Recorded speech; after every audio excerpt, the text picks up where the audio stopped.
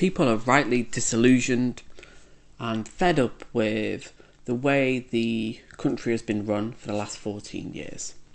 Austerity, huge taxes, a failing infrastructure, a doubling of the debt to £2.7 trillion. And what have we seen for it?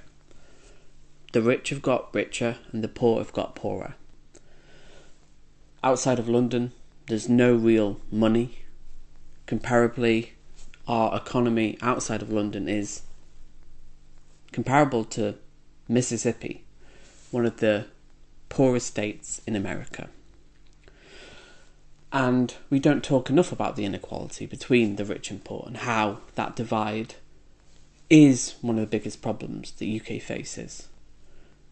And Farage represents that inequality because his policies, his big policy of increasing the tax threshold to 20,000 and the highest earning from 50 to 70 benefits the rich, because you're going to see a whole big pool of tax money that just disappears.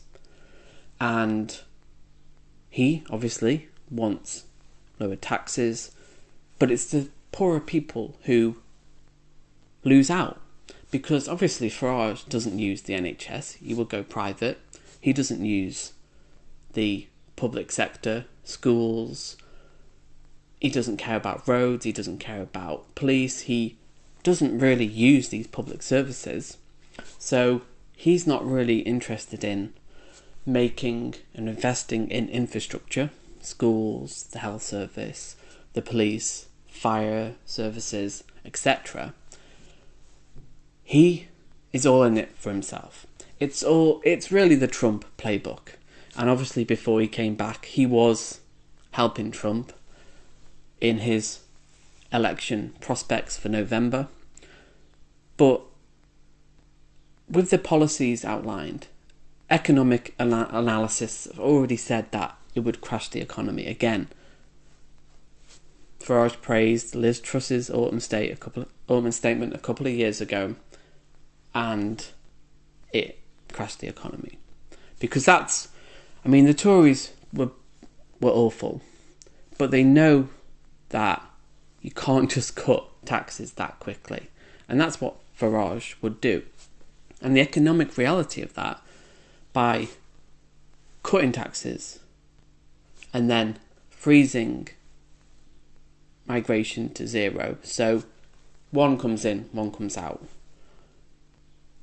that is just an absolutely naive, kind of wildly stupid idea, because you're controlling who comes in, and there's so many questions about, well, how many people are going to come in, how many people, what skills, because we're already at a massive skill deficit. Everybody knows this. You look at any sector, we are really not benefiting from Brexit in that way. So many people leave. It's funny, you tell people for years to leave and they do. And we are seeing just how that has affected the economy, which is so ironic because people say they're fed up, they want the country back. But that isn't the solution. The solution posed by Farage is consciously divisive, and I think he's aware that people's lives aren't going to be bettered by his policies. The rich will be, yeah, they will. The tax breaks, he's making very attractive prospects for business, cutting taxes for business, and it's okay if you're in that top percent, 10%. But if you're not, which is ironic because reform voters often are more poorer, less educated people. There's a reason why Farage is running in Clacton-on-Sea, which is a big Brexit voting area.